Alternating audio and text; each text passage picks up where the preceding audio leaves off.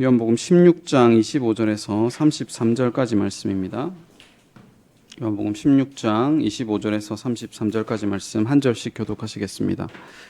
이것을 비유로 너희에게 일렀거니와 때가 이르면 다시는 비유로 너희에게 이르지 않고 아버지에 대한 것을 밝히 이르리라.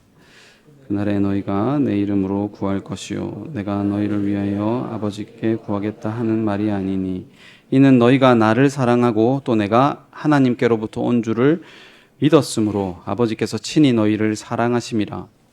내가 아버지에게서 나와 세상에 왔고 다시 세상을 떠나 아버지께로 가노라 하시니 제자들이 말하되 지금은 밝히 말씀하시고 아무 비유로도 하지 아니하시니 우리가 지금에야 주께서 모든 것을 하시고 또 사람의 물음을 기다리지 아니하시는 줄 아나이다. 이로써 하나님께로부터 나오심을 우리가 믿사옵나이다. 예수께서 대답하시되 이제는 너희가 믿느냐?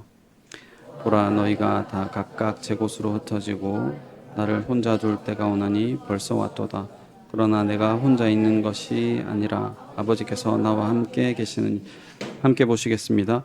이것을 너희에게 이르는 것은 너희로 내 안에서 평안을 누리게 하려 함이라. 세상에서는 너희가 환난을 당하나 담대하라. 내가 세상을 이기었노라. 아멘.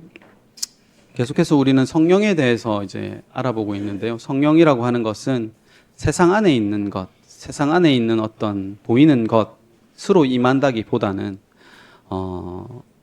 성령이 임한 자가 가장 확실하게 임하였음을 알게 되는 증거는 예수님이 주인, 예수님이 나의 삶의 주로 보인다는 사실입니다.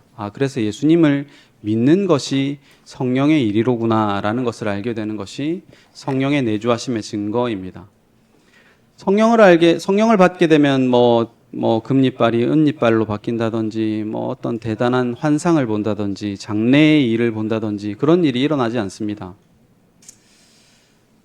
말씀을 전할 때 말씀에 대한 해석이 너무나도 다양하거든요. 그래서 오늘날도 예수님을 믿는다는 사람 중에서도 종파가 아주 많고 그 종파 중에 퀘이커교라고 있습니다. 퀘이커교. 퀘이커라는 말은 이제 영어로 떨린다 이런 말인데 영국에서 17세기에 존이 뭔데 그 사람이 이제 시작한 종파입니다.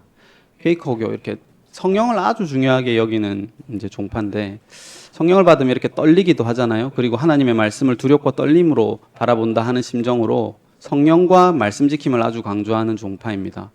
그 종파는 성령이 임하면 모든 사람이 만인 제사장이다. 그래서 평등하다라고 여기기 때문에 목회자가 없습니다. 장로도 없고 전부 다 그냥 평신도입니다. 그렇게 모입니다. 그럼 모이면 누가 설교하느냐? 아무도 설교하지 않습니다. 그냥 이렇게 모이면 그냥 묵상합니다. 가만히. 이렇게 1시간이 지나면 예배가 끝이 납니다. 이런 종교가 있습니다. 이렇게 1시간이 지났는데 근데 이렇게 가만히 묵상을 하다가 어떤 사람이 성령이 주시는 말이 생각나면 일어나서 말을 합니다. 그게 케이커교입니다. 제가 이 종교를 어떻게 알게 됐냐면 아니요. 저는 정통 기독교 개신교단에만 있었습니다. 합동과 고신, 우리 고신종파 떠난 적이 없습니다. 케이커교는 가지 않았고 한국의 함석원인가요? 그 사람이 케이커교 출신이라고 하더라고요. 한국에서는. 제가 이 종교를 어떻게 알게 됐냐면 저는 호기심 있게 늘 뭘 좀 바라보는 습관이 있어서 이걸 어떻게 알게 됐는지 알면 대박입니다. 영화에 나오는데 어떤 영화에 나오는지 아십니까? 이 퀘이커교가 영화에 나와요. 이걸 알면 제 전 재산을 드리겠습니다. 이거 뱉으면 안 돼. 또 덕후들이 있을지 모르기 때문에 영화 있는데 아무도 모를 겁니다. 이거 맞추면 진짜 제 전 재산 드립니다. 영화. 옛날 영화입니다. 표정이 전혀 승부욕이 없네, 경훈이. 힌트를 드리겠습니다. 힌트를 드리면 이제 맥도날드도 내려갑니다. 아시겠죠? 오스트리아 빈에서 펼쳐지는 영화입니다.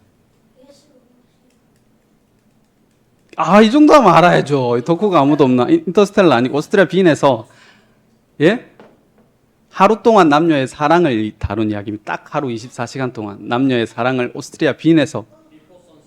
비포 선셋.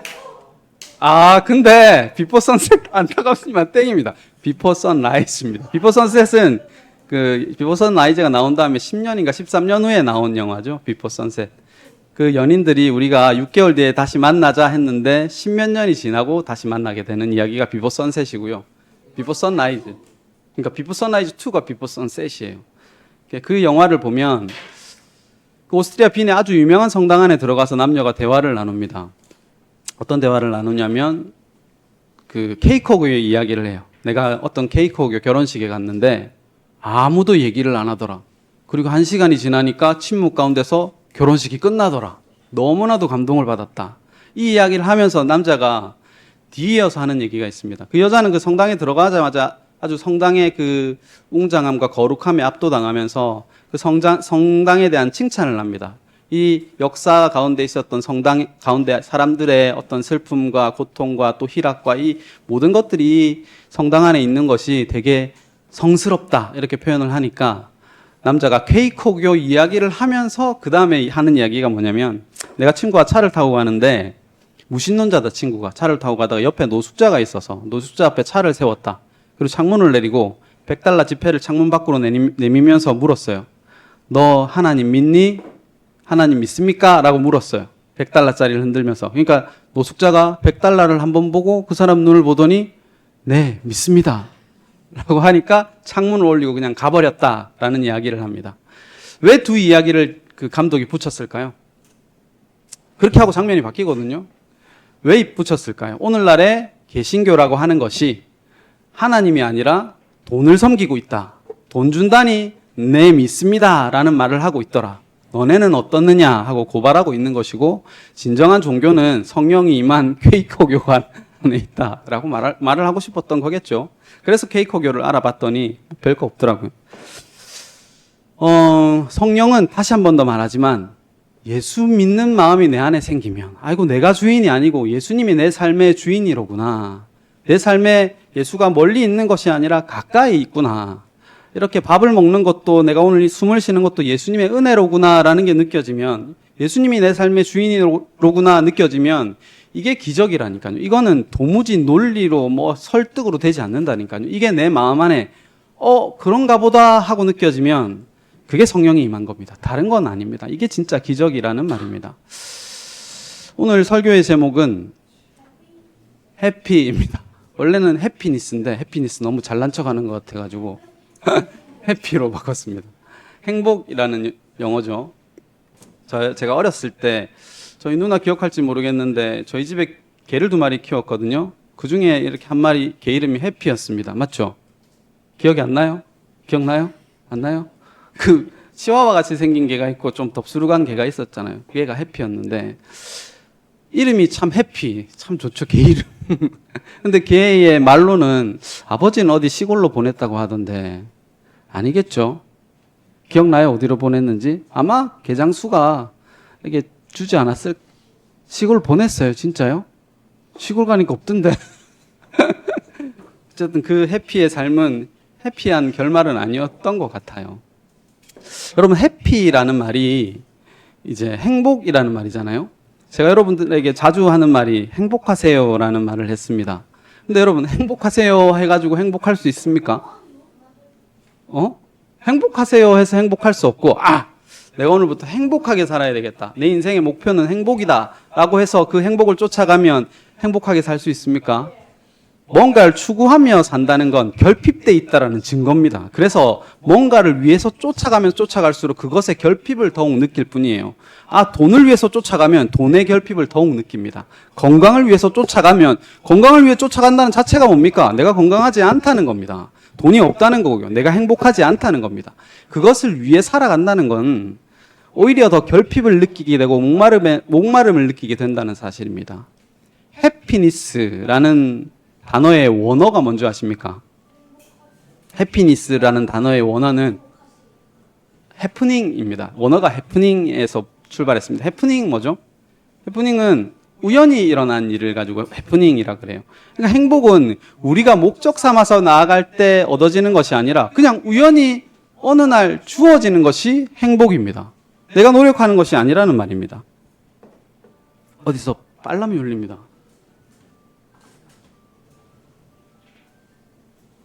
이건 알람, 전화벨 소리가 아니고 알람 같아요.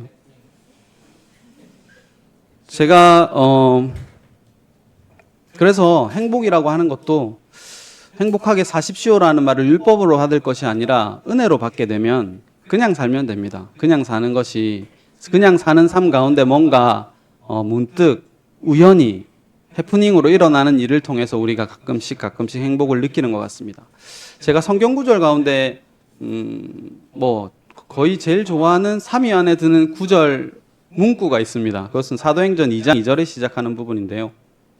뭘까요? 호련히 하늘로부터입니다.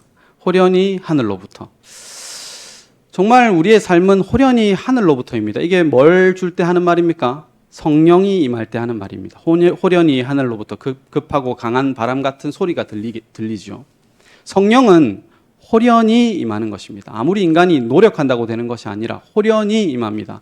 제가 아무리 설교를 잘하고 아무리 제가 논리 있게 뭘 해도 여러분 가운데 예수 믿으세요라는 말을 심어줄 수가 없습니다. 그것은 제가 할 수 없는 일입니다. 예수 믿으세요라는 말은 여러분의 삶 가운데 하나님이 인도하시다가 호련히 성령께서 말씀하여 주시는 것입니다. 근데 살다 보면 하나님이 하시는 일도 있지만 제가 하는 일도 있습니다. 제 어깨가 2cm 넓어진 거는 전혀 변명할 수 없죠. 누가 한 겁니까?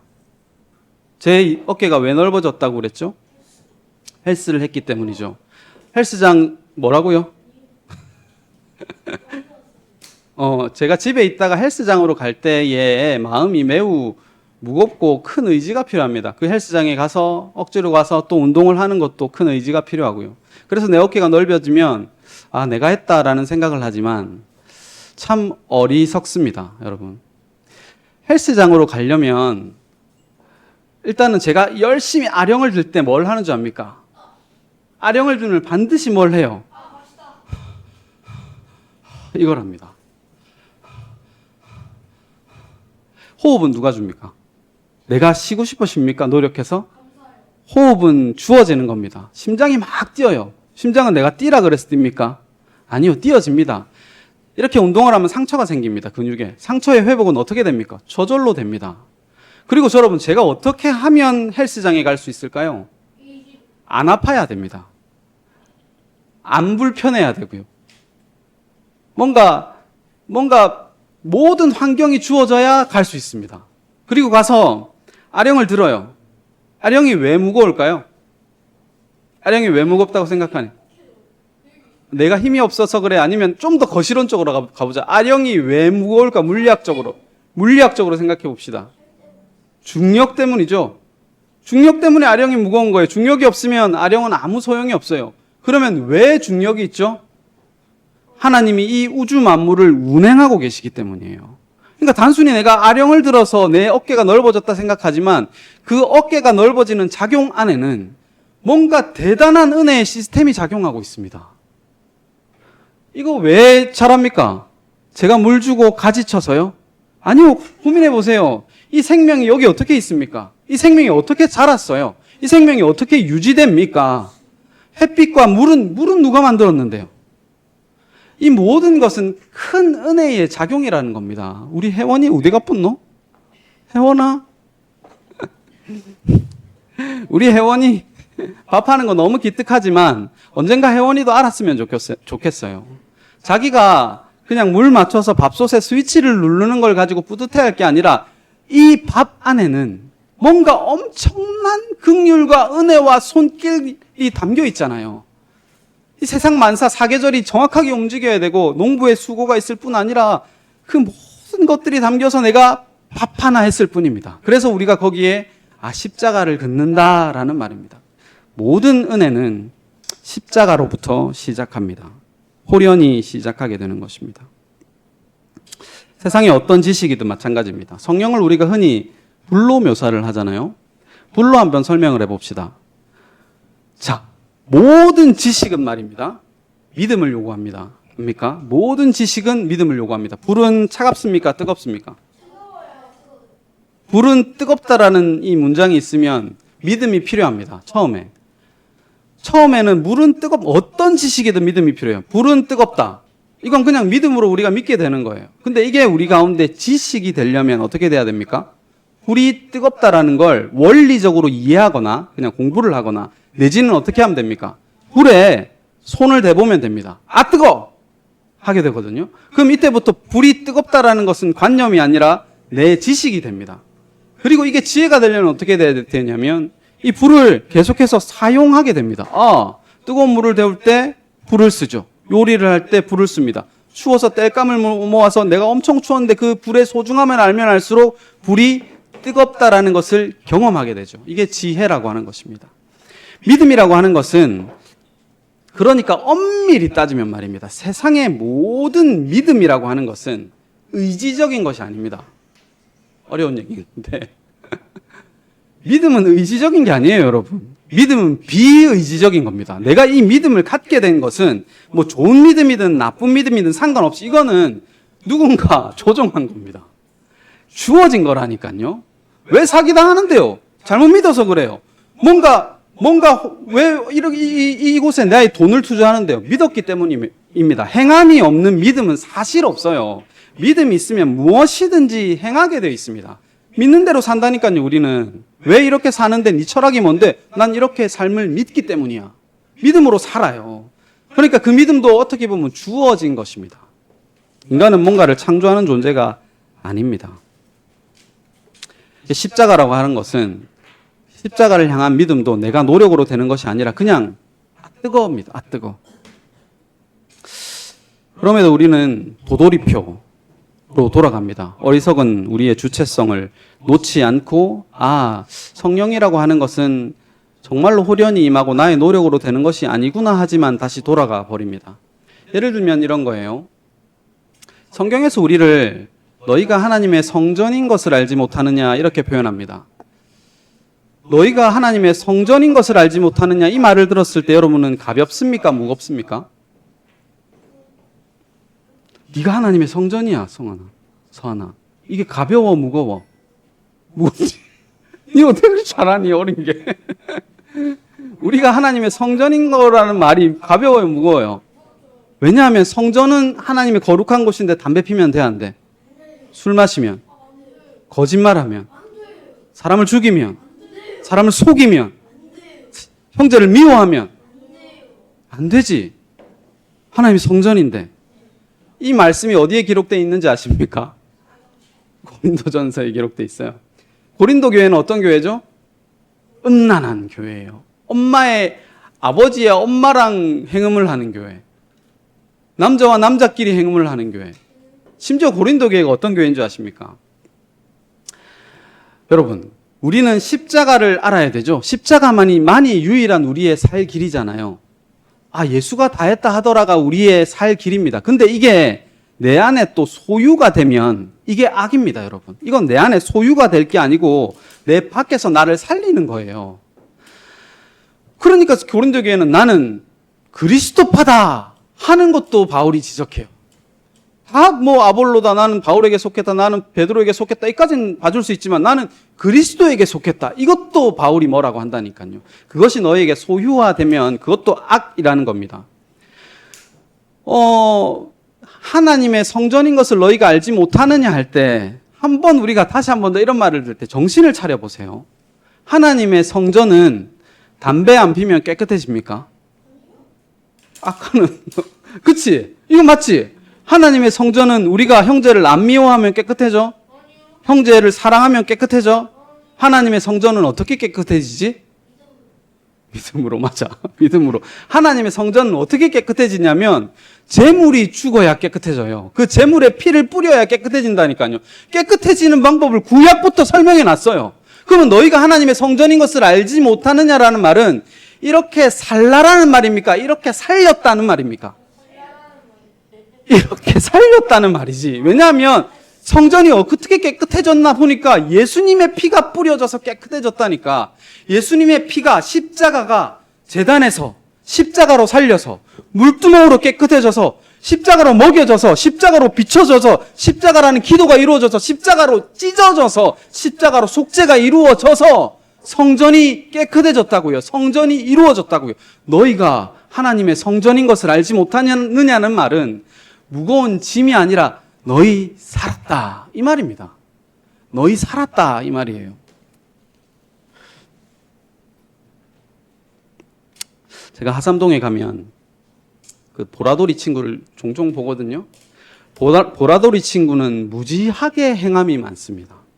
행함이 많다는 걸 그 친구가 앉아 있어도 알 수 있어요. 사진을 한번 띄워주시겠어요? 앉아 있는데도 저 친구가 행함이 너무 많다는 걸 추측할 수 있어요. 왜 그렇습니까? 표정이 아니지. 헬멧을 왜 씌워놨을까? 하도 까부니까, 하도 행함이 많으니까 저렇게 씌워놓는 거예요. 머리 커서 씌워놓은 건 아니지. 머리가 크면 헬멧 씌우기 더 힘들어요. 저 친구가 그 다음 사진 띄워주시면 저게 엄마예요. 이제 아빠 말고 엄마랑 같이 왔더라고요. 엄마랑 밖에서 저렇게 노는데 너무 귀여웠어요. 너무 귀엽고 자전거도 탈 줄 알더라고요. 2발짜리를. 애가 신기해요. 그러니까 어릴 때부터 끌다 보니까 그랬나 봐요. 근데 여러분 저 행함이라고 하는 것이 그 다음 사진 보여주시면 저 아이의 저 고추를 한번 봐주세요. 고추라고 해도 되겠죠. 애니까. 좀 불룩하죠. 저게 왜 그럴까요? 2차 성징이 있어서 그럴까요? 왜 저 고추가 불룩할까요? 왜 그럴까요? 기저귀 차서 그래요, 여러분. 기저귀 차서 그래요. 저 아이는 행함이 너무 많지만 뭘 못하냐면 똥오줌을 못 가려요. 여러분은 똥오줌 가리십니까? 여러분 똥오줌 가리세요? 그건 가리지. 근데 세상의 배설물과 세상의 보화는 우리가 구분을 못해요. 다 세상의 보화 때문에 살아가요. 너희가 세상에서 환난을 당하나, 오늘 본문의 마지막 구절이요. 너희가 세상에서 환난을 당하나, 세상은 너무 힘들어요. 세상에 예수님은 평안을 준다는데 평안이 세상에 도대체 해피가 어디 있습니까? 개 이름이나 해피지. 저는 환난이고 고난이던데요. 내가 짊어지고 살아가야 되니까 내 인생 너무 힘들던데요. 그 말인즉슨 너희 마음이 세상에 있기 때문이에요. 세상에서는 너희가 환난을 당하나. 내 안에는 뭐가 있습니까? 그리스도 예수 안에는 평안을 줍니다. 평안을 줘요. 내 안에 있는 자에게는 결코 정죄함이 없습니다. 그리스도 예수 안에 있는 자에게는 결코 정죄함이 없어요. 근데 이게 우리가 세상 안에 있는 환난 가운데 있는데 여기서 우리가 자력 구원이 됩니까? 자력 구원이 안 됩니다. 그래서 그 다음 구절이 뭡니까? 자, 우리는 담대하라 이렇게 명령하면 어떻게 하면 구약에 사실 담대하라는 말이 여러 번 나오거든요. 여호수아에게 하나님께서 그러죠. 담대하라. 두려워하지 말라. 내가 너와 함께 하겠다 이 말입니다. 함께 하겠다라는 말은 뭡니까? 미래형이에요. 미래형. 먼 장래에 이러면 사실 우리가 훨씬 믿음을 갖기가 좋아요. 내가 네 직장 잃었지? 두려워하지 마. 담대해. 내가 반드시 직장을 구하게 해줄게. 너 돈 없지? 내가 반드시 돈 줄게. 너 건강 잃었지? 내가 반드시 건강을 찾게 해줄게. 라는 이 말을 들으면 담대함이 생겨요. 하나님이 나와 함께 하시겠구나. 근데 성경은 그렇게 얘기 안 해요. 구약은 그렇게 얘기하지만 신약은 뭐라고 얘기하냐면 담대해라. 왜냐하면 내가 세상을 이길 것이다가 아니고 내가 세상을 이겼다. 예수님이 세상을 이겼다. 그러니까 담대해라 이 말이에요. 내가 어제 체코하고 대한민국한테 2대1로 내 100억을 태웠어요. 100억을 태웠어요. 어떡하지? 2대1로 꼭 대한민국이 이겨야 되는데 하는데 나는 이겨야 되는데 하는데 어떤 사람이 와서 야, 이겼어! 라고 얘기하는 거예요. 맞지? 다 맞는지 모르겠지만. 맞아요? 예수님의 십자가는 그런 거라니까요. 내가 이겼다. 그러니까 담대해라. 그러니까 너네는 할 게 없다. 이 말인 할 게 없다. 십자가 안에 모든 것이 있습니다. 십자가 안에 하나님의 전능하심이 있습니다. 그러니까 구하라 할 때 하나님께서 십자가를 주신다는 말은 십자가를 주면 다 줬다는 말이에요. 그 안에 십자가만 있는지 봤더니 세상 모든 것이 다 있는 것입니다. 지금 제자들은 뭔가를 대단히 알아들었어요. 잘 보세요. 비유로 말씀했거든요, 예수님이. 예수님이 여태까지는 계속해서 비유로 말씀했어요. 그러면 지금은 이제 제자들에게 오늘 내가 이제 비유로 말하지 않고 언젠가는 밝히 너희에게 말했답니까? 말할 것이답니까? 본문을 잘 보시면. 말할 것이다지 여기선. 근데 제자들은 말할 것이라고 얘기했는데 이제 비유를 알아들어 버렸어요. 예수님께서는 진짜 하나님께로부터 왔고 하나님께로 이제 돌아간다는 그 말을 하고 있구나. 이제 알아들었어요. 이제 내 안에 믿음이 생겼어요. 라고 말하는 거예요. 근데 예수님은 너희가 믿느냐? 하고는 너희가 다 나를 배신하고 도망갈 거야. 이 말을 합니다. 믿음이라고 하는 것은 그러니까 그런 게 아닌 거예요. 믿음은 우리가 가지는 게 아니라니까요. 우리는 믿음이 없어요. 믿습니다는 여러분 틀린 거예요. 여러분 우리 아버지는 강성인입니다. 저는 확실히 믿습니다. 우리 아버지는 아직 안 죽었어요. 확실히 믿어요. 이 말은 뭐죠? 미친 거예요. 우리 아버지 저기 있는데 믿음이 뭐가 필요합니까? 믿음이 저기 있는데 믿습니다. 이 말은 지가 미친 거예요. 안 믿으니까 그렇게 하는 거예요. 믿음이라고 하는 것은 뜨거워요. 뜨거. 만져지니까 뜨거란 말입니다. 이게 제 말이 아니라 우리 디모데후서 2장 13절을 한번 띄워주시겠어요? 한번 다 함께 읽어보시겠습니다. 시작. 미쁨이 없을지라도 주는 항상 미쁘시니 자기를 부인하실 수 없느니라. 이 친구 계속 띄워주세요. 네. 미쁨이 없을지라도 주는 항상 미쁘시니. 항상 미쁘시니. 너무 좋은 말이잖아요. 저거 항상 미쁘시니 푸사 인사말로 하면 좋을 것 같아요. 저희 어렸을 때 저희 집 가훈이 있거든요. 아버지 저희 집 가훈 알아요? 아버지가 정해주셨는데 까먹었어요? 누나 아나? 누나도 모르나? 아버지가 엄청 강조를 했는데 엄마는 알아요? 가훈 몰라요? 나만 기억을 하고 있잖아. 필요한 사람이 되자. 맞잖아요, 아버지. 기억나요? 필요한 사람이 되자. 저희 집 가훈입니다. 필요한 사람이 저희는 미쁘지 못해서 미쁨이 없어서 될 수가 없습니다. 우리는 한 줌 흙이라 필요한 사람이 될 수 없어요. 필요하신 분은 도움을 주실 수 있는 분은 일양 미쁘신 예수님밖에 없습니다. 항상 미쁘십니다. 그리고 예수님은 자기를 부인할 수가 없어요. 너 하나님의 아들이지? 아닌데요. 하면 살 텐데 네 말이 맞다. 부인할 수가 없어요. 왜냐하면 왜 부인하지 않을까요? 자기 사람들을 사랑하시되 끝까지 사랑해야 되기 때문입니다. 자기가 한 그 사랑의 언약을 지켜야 되기 때문에 자기를 부인할 수 없어요. 디모데후서 2장 12절 말씀이 뭐냐면 네가 나를 부인하면 나도 너를 부인할 거야 이 말이에요. 근데 누가 부인했어요? 제자들이 다 부인했어요. 세상이 다 부인했어요. 한 사람이라도 부인 안 했으면 십자가를 말렸겠죠. 하나님의 아들이 죽는데 어떻게 그걸 안 말립니까? 알았다면, 부인 안 했다면 말렸겠죠. 근데 한 사람도 없었다니까요. 한 사람도. 렘브란트의 십자가의 처형인가 그림을 보면 이렇게 십자가에서 예수님이 못 박혀 있거든요. 거기에 사람 3명인가 보여요. 그 중에 한 사람의 얼굴이 누군지 압니까? 제일 잘생기게 그랬어요. 그건 좀 별로긴 한데.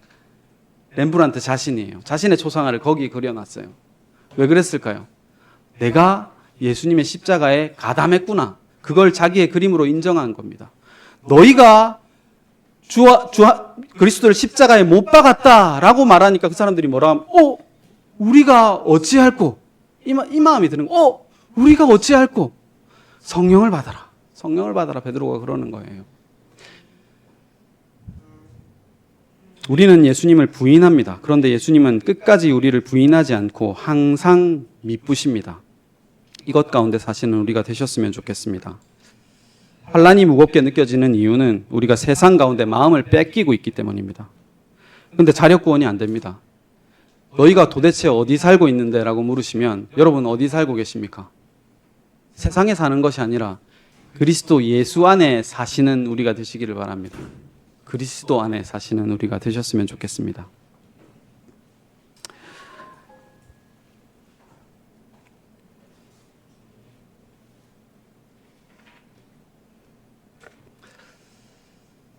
네,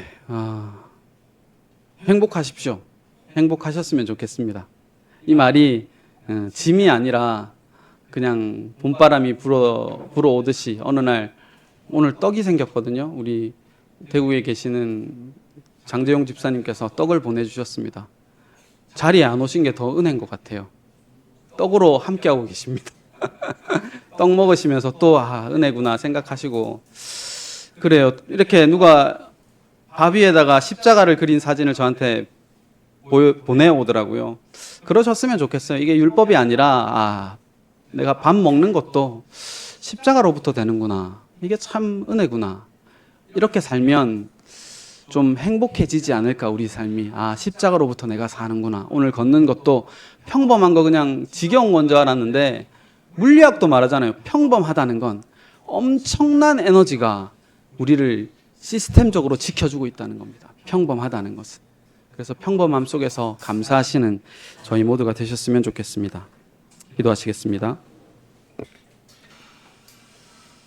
고마우신 하나님 아버지, 우리는 무언가를 향해 열심히 쫓아가지만 쫓아가면 쫓아갈수록 목이 마른 저희들입니다. 이 삶 가운데 찾아오셔서 예수님께서 하신 일이 무엇인지, 또 예수님께서 우리에게 주신 평안이 무엇인지 성령으로 깨닫게 하여 주셔서 우리 마음이 잠시나마 해갈되는 은혜가 있게 하여 주시옵소서. 예수님의 이름으로 기도합니다. 아멘.